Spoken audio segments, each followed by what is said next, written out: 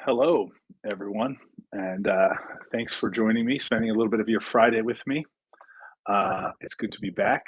I sort of missed doing this. I feel like it's my main conduit to the whiskey world over the last year or so, and what a year it's been. Anyway, before I get started, I'm Greg Swartz. I am the big man half of the Big Man We Dram. This is going to be my first We Dram. Oh, sorry. In case you guys haven't seen this yet, this is our collaborative bottling that we've done with the Single Cask Nation. Well, one of two actually, and it is a killer whiskey, and it is available in retail stores all over the country. It's a U.S. only exclusive, and there it is a six cask vatting, so there's a fair amount around, and I highly recommend it if you come across it. It is delicious, and I'm not just saying that because our name is on it. Um, I took a little break from this over the holidays. I was traveling a lot. I had a big work project going on, which is actually still going on. But I wanted to come back and do this, especially because we are now only 4 days away from our 1 year anniversary of having done the Burns Night launch, which is absolutely crazy. Just absolutely crazy to me that it's been a year. I mean, it feels like it's been a week. And it's been an amazing year for our film. I realize for the world it has not been a great year. But it has been a really, really great year for our film and the whiskey community, and we just are so completely in love with the fact that so many people have rallied around us and rallied around the film and shared some of the stuff that we've done, and we have a lot more going on. Today, I'm going to actually, while I'm going to chat for a little bit, and I have a couple of friends of the film who are going to pop in and say hi and maybe have a quick dram with me again. Um, but before we do that, I wanted to share something because we did it last year and we're so completely in love with this. I just wanted to start things off by sharing this. So if you'll bear with me for a moment, I think you'll enjoy this.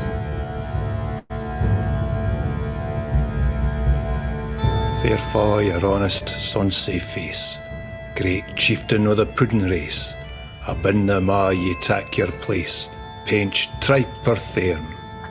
Weel are ye worthy o' a grace as lang's my arm.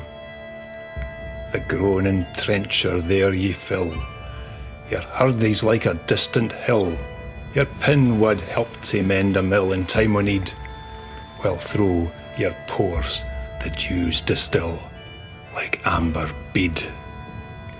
His knife see rustic labour dight, and cut ye up wi' ready slight, trenching your gushing entrails bright like ony ditch.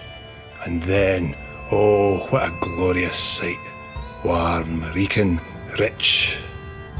Horn for horn they stretch and strive, deal tag the hindmost on they drive, till a' their wheel-swelled kites belive are bent like drums. The old good man, maist like to rive, bethank it hums. Is there that o'er his French ragout, or olio that would staw a sou, or fricassee would macker spew wi' perfect scunner, looks doon wi' sneering, scornful view on sic a dinner. Poor devil, see him o'er his trash, as feckless as a withered rash, his spindle shank a good whip lash, his neave a knit, through bloody flood or field to dash, oh how unfit. But mark the rustic haggis fed, the trembling earth resounds his tread, clapping his wally neave a blade he'll mak it whistle, and legs and arms and heads will sned like taps o' thistle.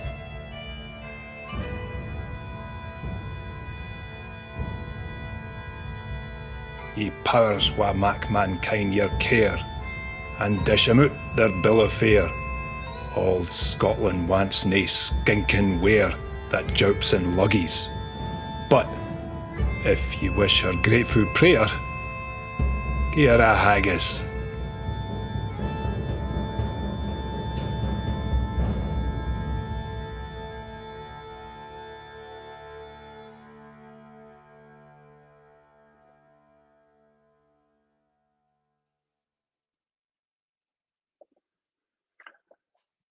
Wow, I haven't watched that in a little bit, and I have to admit I'm such a whiskey nerd, such a Scotland nerd. I've watched that loads of times.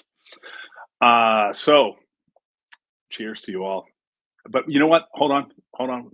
I don't want to. I don't want to drink a toast alone, and I don't have to. I'm going to bring in my first friend, a good friend of the film, and a good friend of mine, Udo Sontag. So, Hello, Sláinte Greg, mhath. and Sláinte Hello, mhath.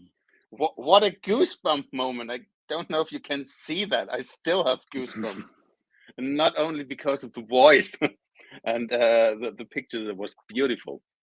What a great It's, start. you know, we were so stoked about that. If I can get very Californian, we were just stoked. The voice on that is my old friend Doug Bickett from when I was a student in Glasgow, and who just did a hell of a job. And then Alphonse edited that and also shot almost all of that. Some of that would have been shot by the rest of the crew, but a lot of that was shot by Alphonse because it's mostly drone stuff. And we're so proud of that. We loved it. That's amazing. I haven't had a dram in a week, and this is hitting the spot. Plus, it's 1 o'clock here. Well, here it is 10 o'clock at night, so I can have a dram now. It's also my first in the week, and it's a special one. 19-year Bruichladdich, just to make you jealous, because you showed the bottle that's only available in the US, and I have to look at that bottle and can make an imagination of what it tastes like. I'll save you some. I hope you. That's great. That's what I wanted to hear. I have 6 of them under my desk. Lucky you. Speaking of rare whiskeys, I have a funny story. I got this out just to tell you, but I figured other people would be interested. So this is the Bruichladdich, the Resurrection Dram. This is one of my most precious whiskeys, in part because Mr. McEwen autographed it while we were at the castle with you. But it's funny. I didn't want to put this out on my shelf. I wanted to keep it away, and I put it in a drawer. And then it dawned on me, a friend of mine and I were talking about the other day, and he said, what drawer do you have in there? I said, I have a dresser, and it's in my dress, the extra drawer in my dresser with some sweaters. He's like, it's on its side? And I said, yeah. And he's like, you shouldn't store that on its side. And I was like, oh my God, you're right. It's like my most precious whiskey, and I have it sitting in there on its side. It's fine. I looked, but it's I've never opened it. I don't know when I'm going to open it. I'll open it live. I promise you that. I have one open. Oh, you do? The Resurrection Dram? Yeah, the Resurrection Dram, and I can save you a sample so you can save your bottle. But it's a stunning dram. Well, I will tell you, story. I have an idea about when I want to open it, and that brings me to one of the things I wanted to mention this today. I think a lot of people who tune in here when I do this regularly know this already, but our film is going to be shown all across the country on PBS. We applied for and were accepted for a national screening on PBS. We don't have a date yet. We're looking at June. We would like it actually to be a little sooner, but that is what it is. These wheels turn slowly. So it's looking like it's going to be the first week of June. What that would mean to a film like ours is hard to put into words, because it's going to go basically from having at this point our estimates are about 20,000 people have seen the film. That one day on PBS that will go up 100-fold. So we have some comments coming in. Fiona Beasley, Chris Brown. There's some Udo fans out there. Hello, guys. Lynn Schatz having the same. Excellent. Mm-hmm. It's a really great whiskey. And Ian Rowbottom.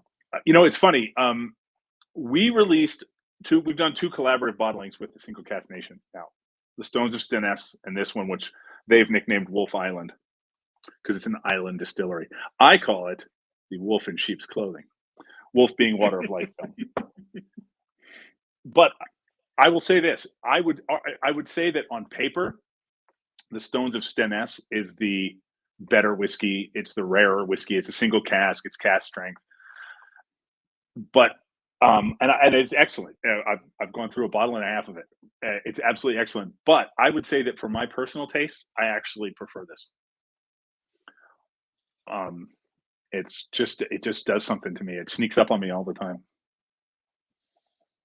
How many bottles were there in total? On this one?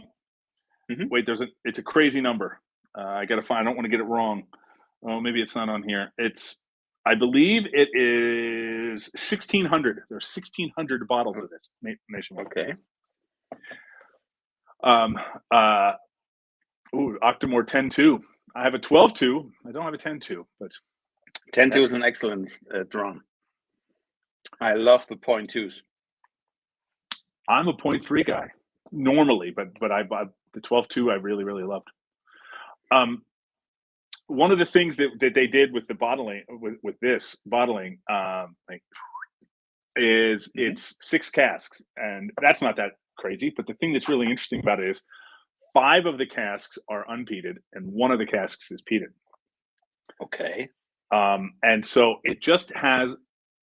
I described it to someone like a vanilla ice cream with a stripe of chocolate running through it. There's just a stripe of smoke running through it. Sounds great. It really works. It really, really works. I can't.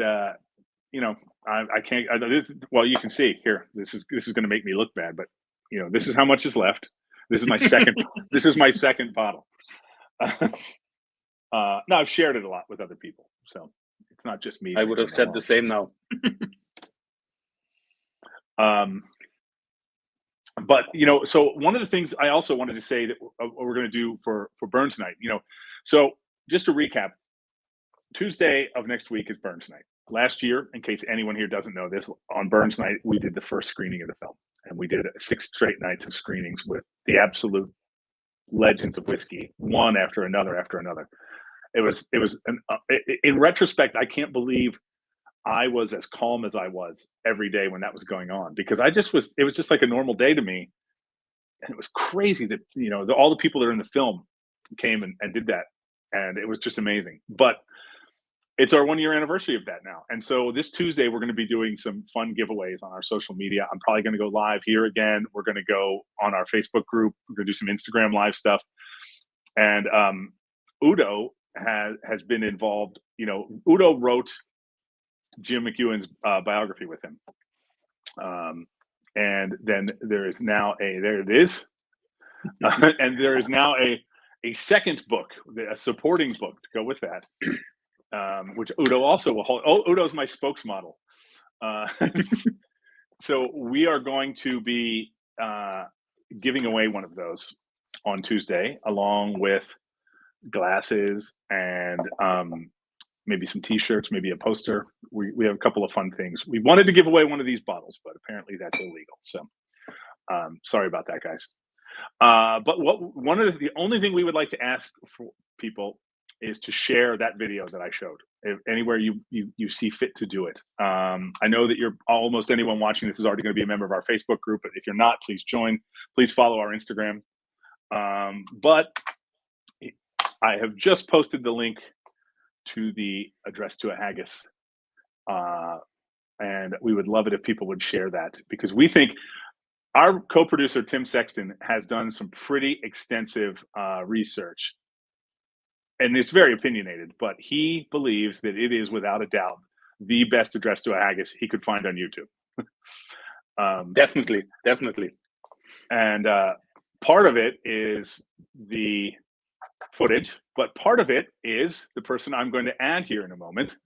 The voice of that, who you will find, if you just listen and watch that video, you would think that this guy walks around with a battle axe on his shoulder and slaughters millions, but he doesn't. He's actually a really lovely guy. So without further ado, Dr. Doug Bickett. Oh, hello. Hi. Hello. Nice to meet you. Nice to meet you too. I feel we've met because I've seen you so many times on Zooms and things, but I don't think we've ever actually had a conversation together. No, not yet, but I kept on listening to your outstanding voice of your interpretation of that address to the haggis. That's amazing, and also with the accent, and that's as I said, I get them again, the goosebumps. And just to upgrade Greg, I do actually walk around now with a battle axe now. I feel like I've got to maintain the Scottishness. So yeah, battle axe and slaughtering aplenty just to keep me in the spirit. It woke something inside me, and I don't know what it is, but it's pretty scary. Have you terrorized your neighbors for the past year? Yeah, except our next door guy is armed, so I avoid his house and I go to the other neighbors and terrorize them. How long have you been practicing for speaking in such a dramatic way? I guess I haven't really. I mean, because I'm a college professor, so I sort of love the sound of my own voice at the best of times. I've been a park ranger before, so I've gotten used to speaking with a big voice, and I guess I've got a loud voice, and I guess I can project, and it just all seemed to come together.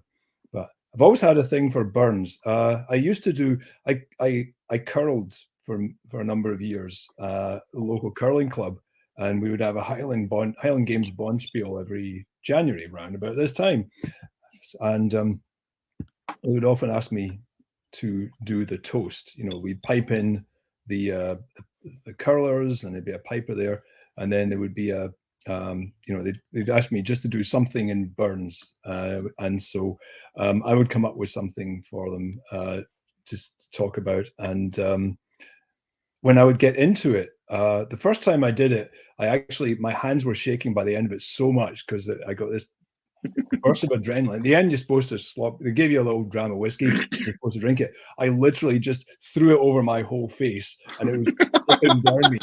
And I just went, "Hi, lang me lovely," and it looked both ridiculous and I guess, well, it was just ridiculous. But it really touches something in me when you hear the words and I start saying the words. There's like some long dead ghosts that rise up, and I feel it.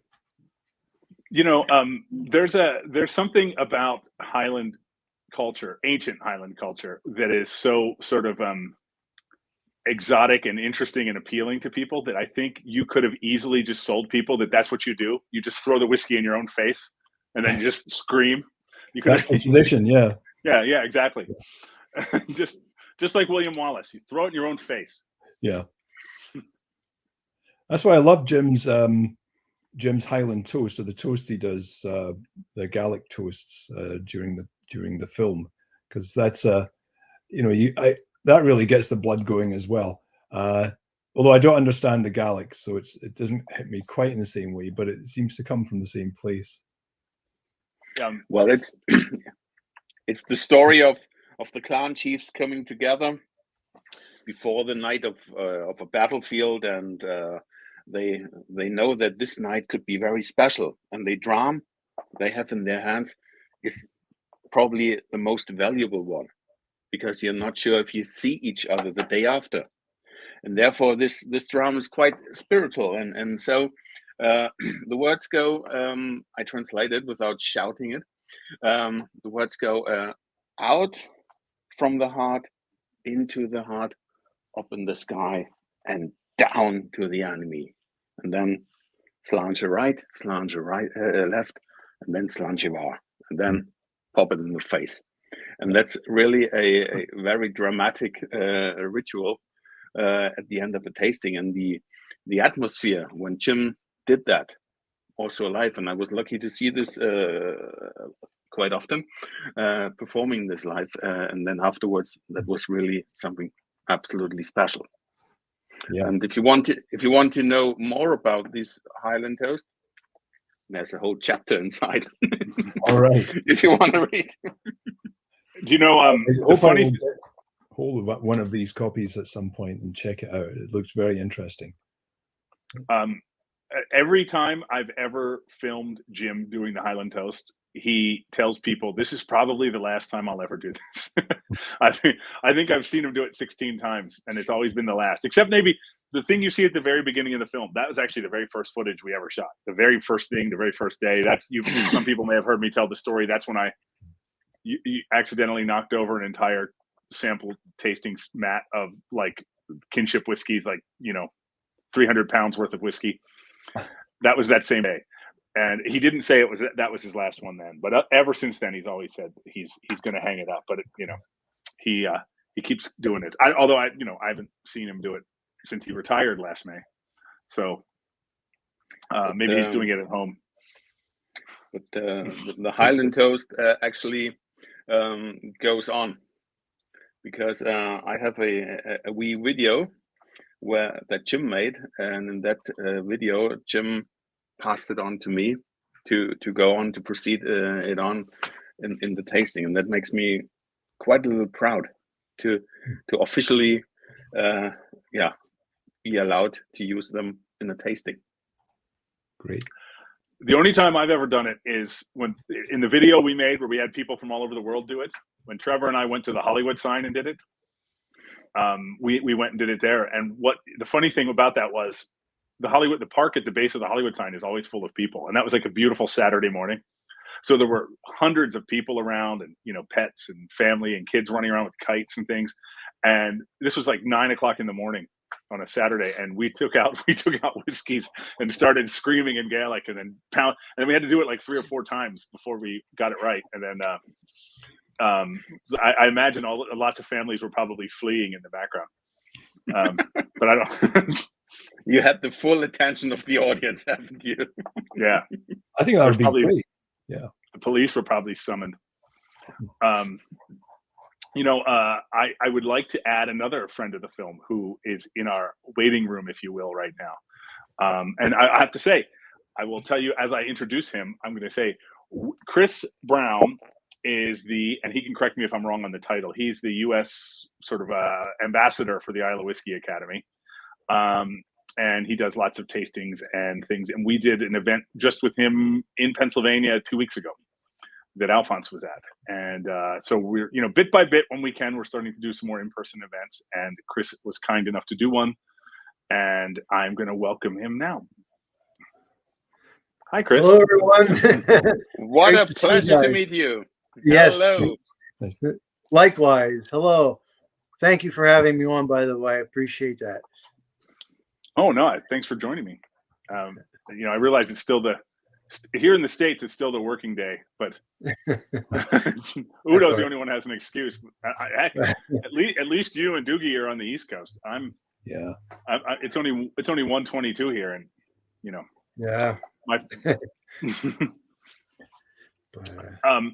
Yeah. So it's funny I always tell people when we started making the film, we never in a million years thought we were going to launch this into a pandemic. I mean, who had ever thought that? But one of the things that happened was during this past year and a half, the amount of whiskey being purchased and consumed has gone way up, and the amount of film and video going up has gone. So it was really the perfect intersection for us to build a house on. And so it's been amazing. And I've gotten to know I got to know Udo during that time, and you, Doogie, I've known for 32 years. Sorry. No, but that was really nice to have Alphonse with me the other week, because it was just great. Fantastic person, really is. So. Well, I know he had a good time. He called me that night. And we're going to do another Pennsylvania event here in 5 days at Penn State University. Okay. That's just going to be, I'm going to be remote. Everybody else, all the students that are doing it, it's part of a documentary filmmaking class that's showing it. And oh, cool. I'm going to be, it's a media studies, documentary journalism and documentary, something like that. So they're showing the film, and I guess the students there, I think, are supposed to go on a overseas trip to Scotland. And Cool. So this is, I guess they view our film as sort of prep work. I'm looking forward to it. And we're doing, right before we went live today, someone asked on the chat, when were we going to release the film? And in a way, we have. The film is out there. Anyone can go see it right now. Anyone who wants to. wateroflifefilm.com/partners, which I will put in this chat yet again. There are live links there. And I can tell you we're going to do a special screening on Tuesday for Burns Night. And the only reason that we're delaying going on to the streamers is because we've been very, very fortunate and we've gotten selected for a national screening on PBS. And we can't wait for that. But PBS goes at its PBS speed. So we can't go on to streamers until they do that. They demand exclusivity, which is understandable. They don't want to have to compete. It's not, PBS is a not-for-profit network. You can't expect them to compete with Netflix for audience share. So we are going to be streaming that, we think, in early June. And like I said earlier in this chat, I know the audience kind of tends to churn on these live things. So I'll say it again. Our audience is going to go up 100-fold in one day. And so we're really excited. It's worth the wait. After that, I promise you we'll be on streamers. I don't know which one we'll be on yet, in which country. But I do know we'll be on them because we've had offers already and we have a lot of interest and stuff. So it'll be there. In the meantime, people can rent it at the link I shared, and they can wait and watch it on PBS in June if they like. Congratulations. That's fantastic. Thank you. Yeah, it's amazing. It's funny. It's a lot of work, more than I ever would have thought, just to sort of meet their standards and practices. PBS is, I'm not criticizing them in the least. A huge amount of respect for this, but they're very, very interested in and concerned about, the honesty of their documentaries, the transparency of their documentaries. And, so we've just basically been doing paperwork, having meetings, et cetera, et cetera. And so far, so good. It's all going to be there, and it'll be there in June. The other thing I wanted to say too is if anyone's watching from other parts of the world, our film now has German subtitles. It has Japanese subtitles, and it has Chinese subtitles. And we're going to be adding some other languages as well. I just got the Chinese trailer yesterday, which was really cool. I tried to get my kids excited about it. I had them come in and watch it, and they were like, "We've already seen this." And they didn't care about the subtitles, which they couldn't read the subtitles any more than I could. But I just was excited to, it just sort of was a totemic step forward into the world. But Greg, there is one thing I'm interested in, because the movie has had such a huge success during the last year, and you must have seen the movie 1,000 times. And what's it like when you see it again? I once was in a concert with a Q&A of Billy Joel, and he was asked what he's really thinking when he plays his favorite hits. And he sat in front of a piano and pretended to play and let the people know the thoughts. Well, what do I have to buy now? What I'm gonna eat today? And all that stuff. Means that he has absolutely no passion with some songs. That's gone. But you have seen the film so many times. Is it the same that you're kind of how to say in English, that you're not hungry anymore, or does it fill you again with passion when you see each little scene? The honest answer is yes and no. And what I mean by that is I would never watch it. I could watch it. As soon as we end this call, I could go watch it if I wanted to. It's in my computer. I'm not going to do that. I'm never going to do that. But I will say that, and this surprised me in a good way. We just did this big event first week of December in Vancouver. It was our Canadian premiere. We had 608 people there. They had set aside a section on the front row of the balcony of the theater for us to sit in. And I said to them, I'm not going to sit up there if it's okay with you guys. I get too nervous. I want to go. I'm going to go pace in the lobby, and I might even leave the theater and pace up and down the street, and then I'll come back at the end. And they said fine. But what I do is I stand in the back of the theater and I watch the first 5 minutes to make sure everything's okay, and then I leave. But what happened to me, this is the first time I'd ever seen the film with 600 people. And there's a very funny line near the beginning of the film. It's the vodka line. I don't want to ruin it if anyone hasn't seen it, but it's the vodka line, and it gets a big laugh. And the audience roared with laughter, and I was immediately hooked. I was like, oh, I'm staying. I'm going to stay. I stood in the back of the theater for 88 minutes, and I watched the audience watch the movie. And so that to me was a completely new experience, because the first time I did that was with you, Udo, in the castle in Turnau. Mm-hmm. But I was so nervous then. I was standing in the back of the room where there was a bar, and there was the bartender kept giving me pints of Guinness, and I just kept, I just kept nervously drinking pints of Guinness the whole time. This time was different. This was really cool. Like it was, it was part of a whiskey festival. So the people were drinking drams. And it was funny because they're drinking drams during the movie. And as soon as the scene about Octomore comes up, the entire theater smelled like peat, because everybody in the theater was opening their drams, and there were 600 drams opened at once. So it was such a cool visceral experience. Like it was like you were there, and I wasn't drinking. I was just too nervous and locked in and everything, but it was really, really cool. So that was I got to see the film for the first time again in a way. I haven't watched it since. I think Doogie got knocked out of the room here. I don't know what happened. There you go. There he's back. Sorry, you lost me for a second. Our internet had a feed. No worries. Yeah, so that's I hope that's a good answer, Udo. And what is your favorite scene in the movie? What is the scene that means the most special things to you? The gym on the cliffs. I mean, that was the first thing we shot on the main shoot, and it was the first day. Jim doing the Highland Toast, we shot that in a few months earlier when we did a little mini shoot. The first day of the main shoot was Jim on the cliffs, and that whole thing was just, I mean, let's face it, Scotland is not exactly reliable weather-wise, and we had to change our plans. Jim was going to take us to a cave on Isla where they used to do illicit distilling, and that's where we were going to shoot that first day. And the day before, he called me and he said, we can't go there. It's rained so much the past week that the cave is flooded.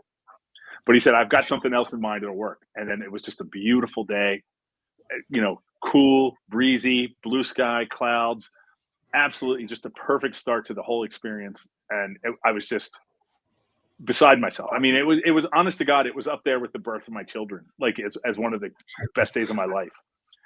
Now, mind you, as you probably have heard me say, Udo, Jim lied to us and told us it was, quote, a couple hundred yards off the road. And it was like at least a mile.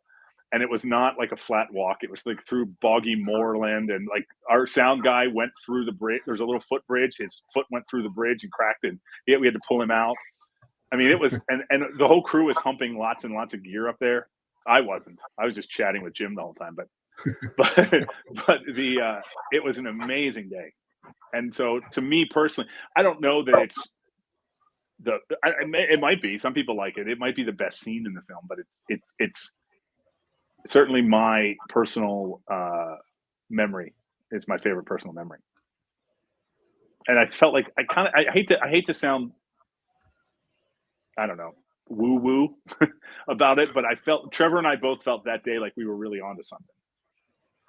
Like the gods had blessed us. I think every time when I watch it, I focus more, I mean, between the scenery and just everything. You kind of see something you missed maybe the time before. So I've watched it a number of times myself, and it never gets old. Well, that's good. You're going to have to compete with Keith Duncan, I believe. Yeah. I don't know if he's here today or not. The other day, he told me he was watching it for the 20th time. Yep. I can certainly watch it over and over. It's he's a hero. But the cinematography is magnificent. Well, I mean, look, the guys did a great job, but Scotland's also just beautiful. I mean, especially that part of Scotland, Well, most of it really. Maybe Rukazi's not beautiful, but Rukazi is the housing project in Glasgow where I lived in college, where I met Doogie, and it is not a picturesque part of the world. It was the place itself was fine, but the neighborhood was a little bit edgy. Yeah. Even Alphonse did a great. Oh, I'm sorry. Go ahead. No, go ahead, please. I was going to say Alphonse did a great job with the aerial drone shots, because even with the winds and things in Scotland, for some he made it very steady. He did a great job there. Well, one of the things that I'm so glad we got to do the address to a haggis with Doogie is because we had so much drone footage that was absolutely perfect, and we just didn't have enough room in the film for it. So some of the shots that are in that video are in the film, but some, more than half, are not. There might be variations of them in the film. You might see the same general places, but they were. A lot of that stuff you see is Akindun Castle, and which is here. I'm going to try something here. Yeah, I'm not gonna make people watch this again, but I will. While we're talking here, I can scrub through it. So So there's Brooklady.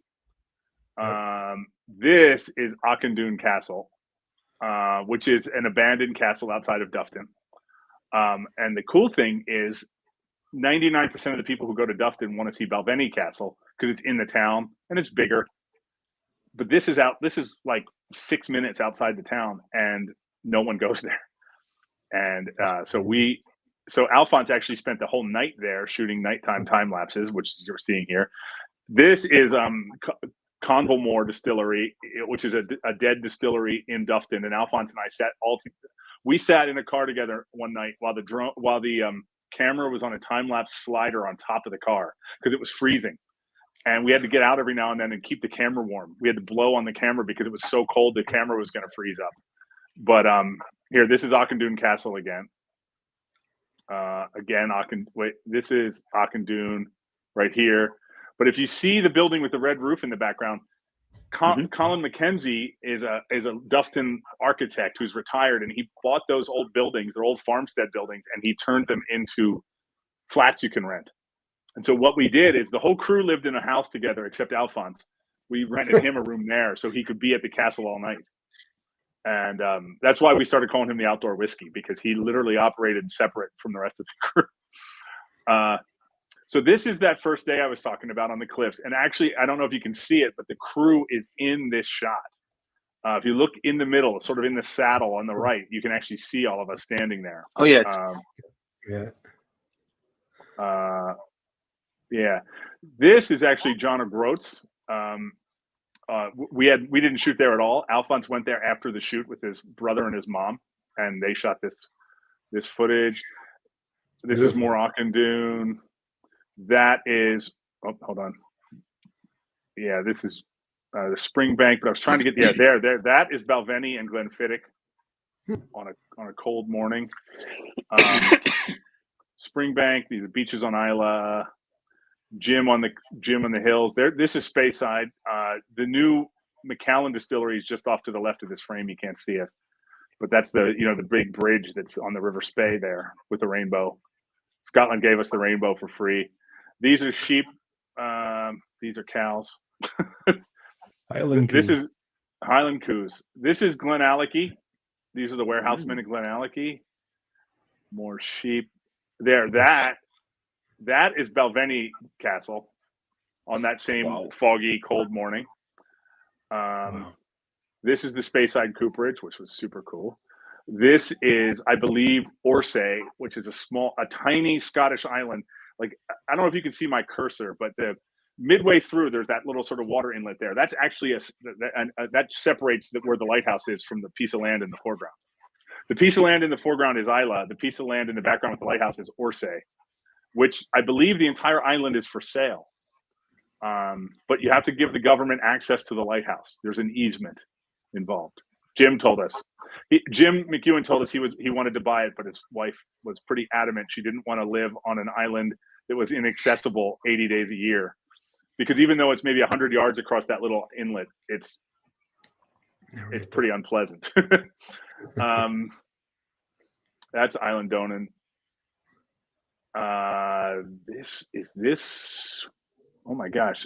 Is this Glen Farkless or is this Bulblair? I think this is Bulblair. And then this is back on Isla. Udo, didn't you stay in that house? By the Yeah, White House there I spent the 2 most beautiful weeks in my life on Isla. Staying in that house on the right side in the lighthouse used to be a holiday flat, and we were the last to be able to rent this. Afterwards, the owners moved in, and when you see in this house on the top roof under the roof, we had our bedroom there, and each day we woke up by turning off the window and have to look to the lighthouse and then over Loch Indal. That is amazing. That is really amazing. That is such a beautiful house and such a beautiful drone shot there. I love that scene. Yeah. And there, this is what I was talking about. There's Mr. McEwen on the hill, on the cliffs. And as he said, as the drone was flying that way, next stop, Canada. So there you go. That is Very good. Well, with that, guys, I think we should probably wrap this up. Thanks for joining me a little bit on Friday. If there's anything any of you guys want to say, please do. Thank Well, you for first having of me. I all- appreciate it. Go ahead. I'm sorry. First of all, congratulations to your success. And I think one thing that's going to be proved by that is a quote that's from Jim. And he says, do it with passion or leave it. And the way you made your movie was so full of passion and so full of of good energy, I would say. So the result is outstanding, and I still love this movie every time I see it again. That's really a great shot, and it transports much more than just the informations of Jim's career and all of the career of other people like Billy Walker, for instance. It has so much more to tell. It's the thing between the lines. That's a real. I can lift my head. That's a great masterpiece. Yes. You can see it's a labor of love. It really comes Yep. through strongly Yep. in every scene. Well, thank you, guys. I feel like it was something that's been percolating inside of me for 32 years since I met Doogie, since I was drinking too much in Glasgow as a teenager, and it's sort of, it was all these different kind of vectors of my life intersecting, filmmaking in Scotland and whiskey, and working with my friends, and it's been great. So please come back on Tuesday. I'll post a thing about this. We'll go live. We're gonna do a lot of fun stuff and give away some stuff, and so please join us. And I posted the link in the chat again for the address to a haggis. And thank you, Mr. Bickett, Dr. Bickett. Sorry. Doogie. You were my first friend to get a doctorate, so you're not the only one anymore, but you were the first one. Wow. It was a huge pleasure to meet you all, guys. I hope it was Yes. the last time. Same to you. Very good. Cheers. Cheers, Bye, guys. Cheers. Cheers. Cheers. Doogie, one last thing. Oh, yeah. Say goodbye in your voice, like the address to the haggis. I would love to hear that voice again. Oh, I don't know. Well, I can just pull out in one go. Goodbye. Where's that? That was really anticlimactic. That's all right. All I could do is shout it louder. Go in the next room and go, goodbye! See if that works. Cheers, guys. Cheers. Bye. Okay. All right. Bye-bye. Good thing, guys.